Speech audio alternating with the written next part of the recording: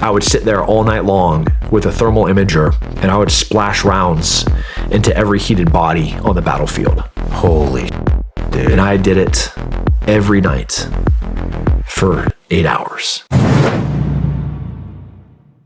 Did you engage anybody as a sniper? Yeah, a lot. Did you kill anybody as a sniper? Yeah, a lot. Can we talk about the first one? Yeah, it's a bad one. It was sad, like all war is.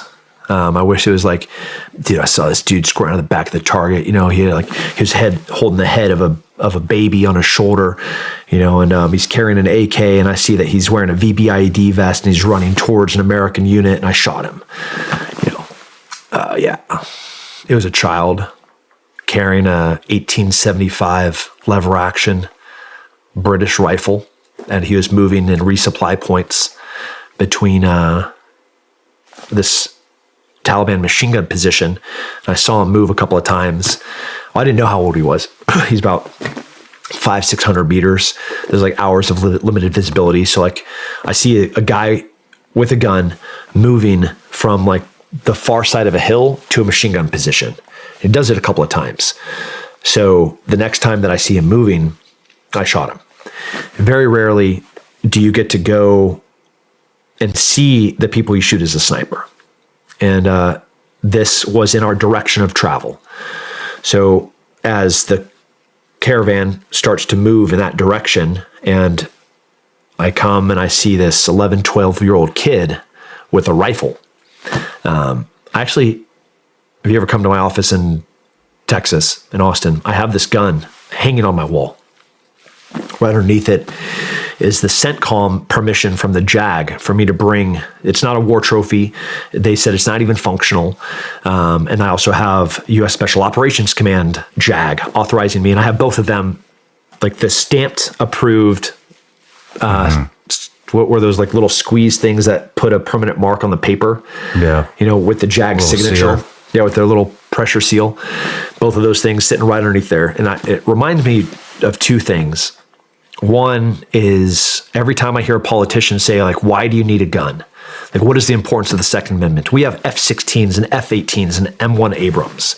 And I think back to a little boy, a peasant, a nomad that had been kicking the American Special Operations ass in this valley for 3 days. And he's running around with an 1875 musket, one man with a rifle protecting his own land, how powerful he is and the power of the Second Amendment, and how this insurmountable force of one good guy with a gun, how powerful that is. So that's one reason. And the second is to remind me of the cost of war. It's never the way that you want it to be. It's never the way that it is in the movies. It is horrible. It is young. It is pain. And, you know, I don't want my son to ever have to shoot an 11-year-old kid carrying a gun that doesn't even work. That's war. Everything else is for the movies. Does that still haunt you? Yeah. Yeah. I'm sorry. It's war. Yeah. Someday we'll have peace. We'll live together. But until then, this is what war looks like.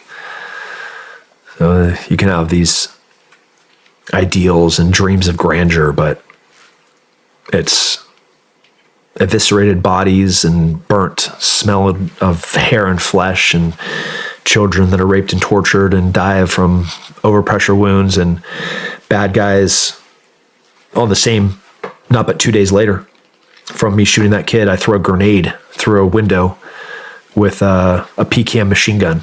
Mike Goebel. Hero. One of the greatest Green Berets to walk the face of the planet. Roy Benavidez level Green Beret. Mike and I, we always had like some friction. We had been in a couple of fights over some dumb stuff. He was in a machine gun position. He had a pistol out. I was like, why aren't you on your machine gun? He's like, well, I want a pistol kill. I was like, you're a stupid idiot. And then we'd fist fight. So like, fast forward to this typical door. Neanderthal conversation. 100%. I put my hand on this door. All I know is like I just start falling back, and I'm like trying to get my feet because I'm gonna come at him and knock his teeth through his face because he just shoved me because I thought he wanted to be the number one guy through the door. And as soon as he shoves me, it pushes him back, and this door just gets shredded with machine gun fire. and saves my life. No question. Had I been there like a half a second later and Mike Goldwell not been there, I'd be dead. And I see as this door like kind of starts swinging that there's a machine gun sticking out of this window. And I take a grenade. I throw this frag grenade through this window. Boom. What you want to hear is silence. All I hear is women and children start screaming. This guy had barricaded himself and surrounded himself with a bunch of women and children in this room. And, this is 2 days after coming off this kid. You got a lot of Spartan stuff in here. Do you remember the plungers behind the line of the 300? So you'd have the guys in the front, the phalanx, right? The short swords and the spears. And they would move that line forward and then step over the bodies of the people that were fighting that would die against, and they would move that line forward and then step over the bodies of the people that were fighting that would die against the shields. The next row behind them were long spears. So they were guys that were stabbing through the shoulders and over the shoulders of the forces that were coming. So the wall would come, they'd attack, they'd close the wall, spears would come. And as you'd step over these bodies, the third row would be a plunger. And he would have this metal spike and he'd just stab these guys as the Spartans would move forward. Every night as we moved forward, I would sit there all night long with a thermal imager and I would splash rounds into every heated body on the battlefield. Holy shit, dude. And I did it every night for 8 hours. A couple hundred rounds a night. Shit. The only one that could shoot out. So with these RG-33s, with the Crow's amazing targeting system, what we didn't have was a lot of ammo. So the Crow's has thermal. They'd be able to spot a target. I would lay and they'd give me an azimuth and a distance and a direction, right? And with the distance and direction, I'd kind of PID the body and then I would dump a couple of rounds in it. And then they'd move it 5 degrees. And they'd give me a new distance and direction.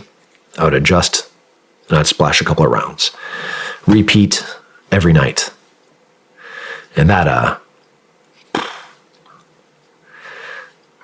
exhausting. That's heavy. Yeah, it's heavy. And then you drive out, and you just see these bodies that have, your holes in them to go into the next village that a dude is fighting from a room that he's surrounded with women and children. This is war. Fuck war.